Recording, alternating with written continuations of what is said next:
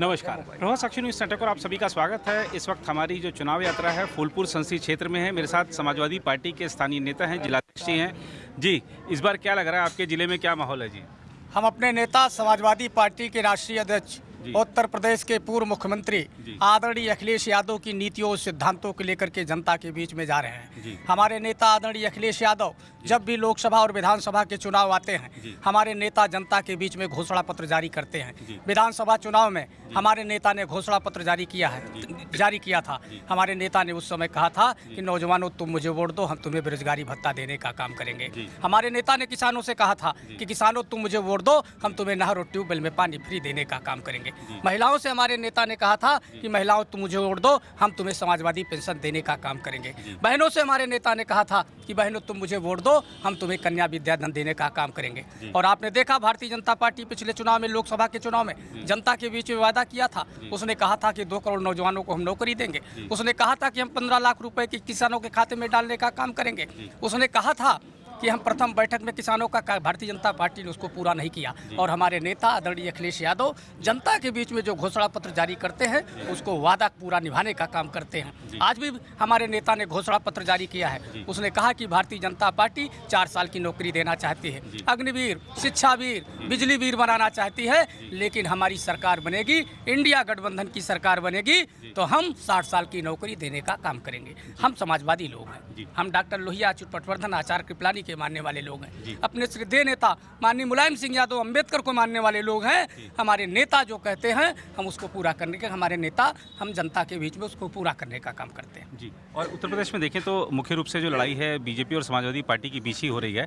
लेकिन हम देख रहे हैं, आपने क्योंकि घोषणा पत्र की बात करी है, तो बीजेपी के जो भी नेता आ रहे हैं उत्तर प्रदेश में प्रचार के लिए, वो समाजवादी पार्टी पर परिवारवाद और भ्रष्टाचार का आरोप लगा रहे हैं। इसको कैसे देखते हैं? भारतीय जनता पार्टी में भ्रष्टाचार और अपराध का बोलबाला है। भ्रष्टाचार आप देख रहे हैं, इलेक्टोरल बॉन्ड के नाम पर कितना पैसा लिया गया, कितना पैसा लिया। इससे बड़ा भ्रष्टाचार और क्या हो सकता है?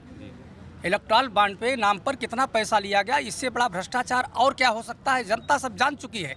भारतीय जनता पार्टी के, और अपराध की बात करते हैं, अपराधी बेखौफ घूम रहे हैं, अपराधी बेखौफ घूम रहे हैं। चारों तरफ घटनाएं हो रही, महिलाओं के साथ अत्याचार हो रहे हैं।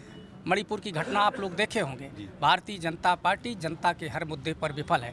और जहां आप खड़े, ये 51 लोकसभा फूलपुर है, ये इलाहाबाद विश्वविद्यालय है, जो पूरब का स्फोट कहा जाता है। यहाँ से IAS PCS की फैक्ट्री रही है। यहाँ पर कितनी बार पर्चा लीक हुआ है।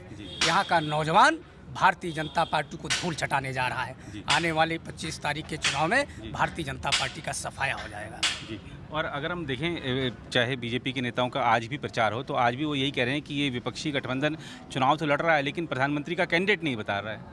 हमारे नेता तय करेंगे, हमारे नेता तय करेंगे। हम इंडिया गठबंधन के, हमारी सरकार बनने जा रही है, उसमें हमारे राष्ट्रीय नेता तो तय करेंगे। जी। और एक चीज़ और, मैंने अभी सवाल पूछा भी था, एक सवाल, क्योंकि आप पार्टी के जिलाध्यक्ष हैं। तमाम जो नेता मंच पर दिखते हैं, इंडिया गठबंधन के मंच पर तो दिखते हैं, क्या जमीन पर भी कार्यकर्ता काम कर रहे हैं साथ में? हम लोग से, हमारे लोगों की समन्वय समिति की बैठक हो गई। उसमें आप पार्टी के जिला अध्यक्ष, कांग्रेस पार्टी के जिला अध्यक्ष, कम्युनिस्ट पार्टी के जिला अध्यक्ष, मैं खुद समाजवादी पार्टी के, हम लोग आपस में बैठक कर लिए जिला स्तर पर। हमारे बूथ स्तर पर सारे इंडिया गठबंधन के जितने भी सहयोगी दल हैं, सब लोग जाकर के बूथ स्तर पर हम लोग अपने नेता की नीति और सिद्धांतों को जनता के बीच में बता रहे हैं। और जनता इस बार भारतीय जनता पार्टी को नकार दी है। आने वाले 25 मई को जो चुनाव होने जा रहा है, ऐतिहासिक मतों पर, इलाहाबाद पे 51 फूलपुर लोकसभा सीट है, 52 इलाहाबाद है, 78 भदोही है। ये तीनों की तीनों सीट इंडिया गठबंधन जीतने जा रहा है और भारतीय जनता पार्टी को करारी हार होने जा रही है। जी। पिछले चुनाव में देखें हम, तो आपके साथ बसपा भी थी। इस बार बसपा ने भी अपना प्रत्याशी उतार रखा है। लग रहा है कि आप लोगों का खेला बिगाड़ेंगे वो बस। डॉक्टर अंबेडकर और लोहिया के मानने वाले लोग एक हो गए हैं। डॉक्टर अंबेडकर और लोहिया के मानने वाले एक हो गए हैं, क्योंकि लड़ाई आरक्षण और संविधान बचाने की है, लोकतंत्र बचाने की है।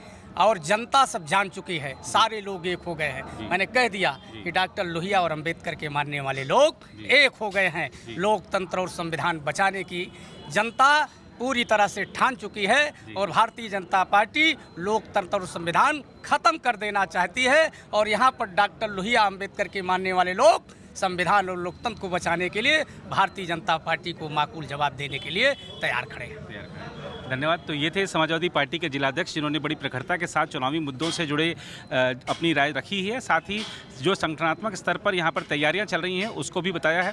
फिलहाल इस रिपोर्ट में इतना ही। कैमरामैन राम महाजन के साथ मैं नीरज कुमार दुबे, प्रभा साक्षी न्यूज़ नेटवर्क के लिए फूलपुर संसदीय क्षेत्र से।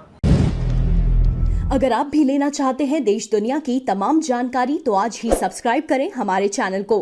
साथ ही नीचे दिए बेल आइकन को जरूर दबाएं ताकि हर अपडेट आप तक पहुंच सके।